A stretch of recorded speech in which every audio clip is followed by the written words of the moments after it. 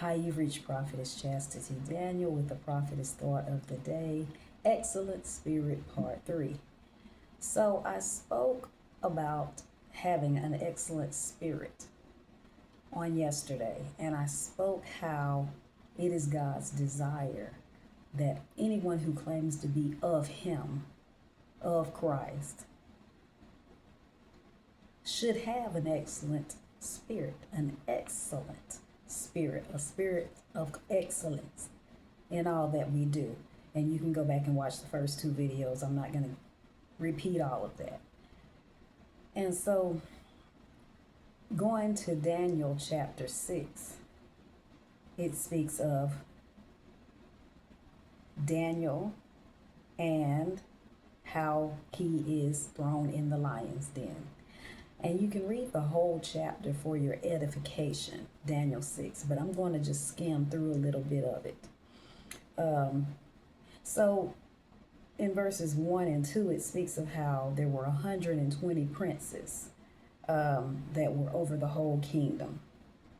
And Daniel was one of 3 presidents that were over them. But Daniel was first. He was above the 3 presidents. He was first.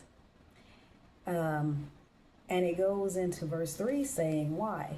It said, then this Daniel was preferred above the presidents and the princes because an excellent spirit was in him. And so the king thought to set him over the whole realm. And I may be getting ahead of myself a little bit, but that is what happens. One of the things that happens when you have an excellent spirit in everything that you do. Some people say, I don't care what other people think, but ideally, to an extent, you should care what people think, because you don't know who's holding your blessing. You don't know who's holding your promotion. You never know when someone in authority or power is watching you. And it says, because the king saw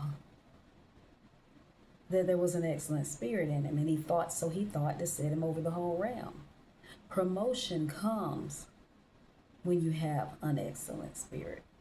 Advancement comes when there is an excellent spirit in you, because ultimately God is the king, the president of presidents, the politician of politicians. That's why I laugh when people are so worried about who is president, or who is the mayor, or who is the...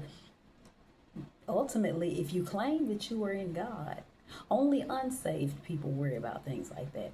If you claim that you are in God, as long as you did your due diligence of voting and whatever else you were supposed to do, attending the city council meetings and doing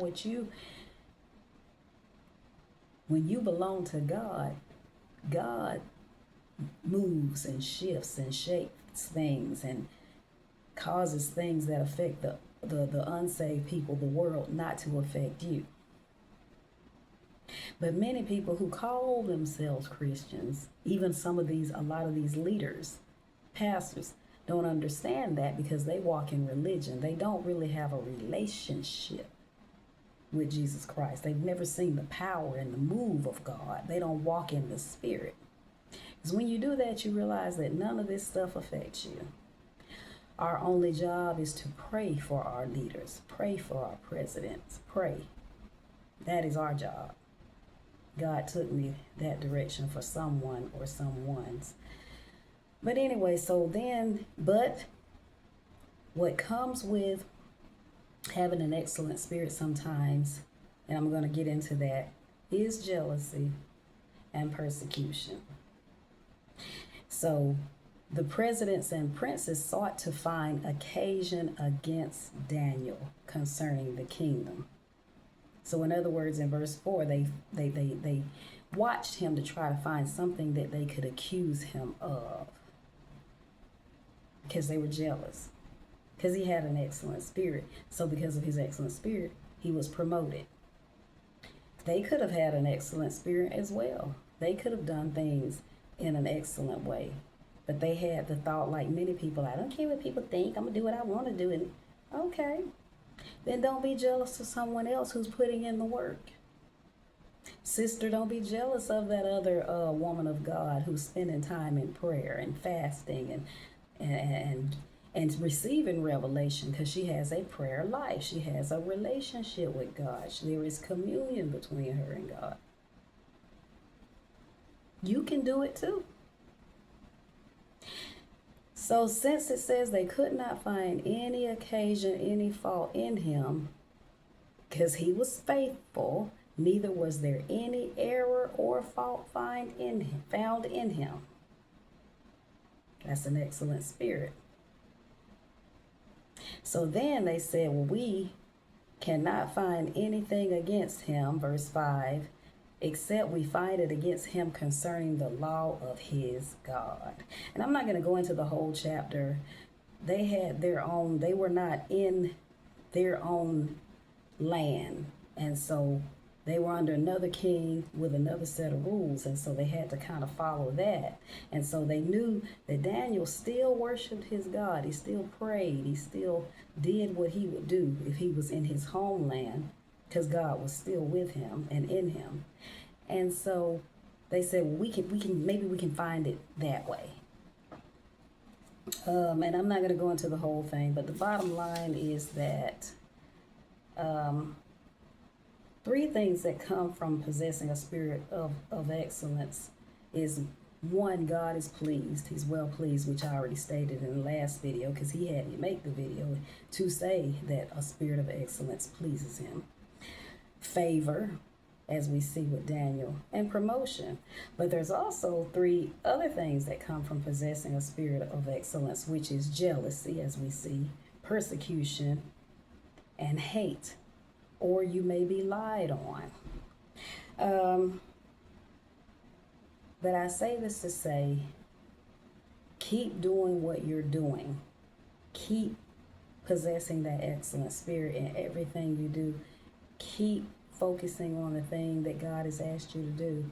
And just like Daniel, because we skip ahead, in verse 10 it says that even when they did what they did, they signed the petition, they lied because they tricked the king. So it was still lying. It was still trickery, because the king didn't really know their intent on making this decree. So they had him sign it before he knew why.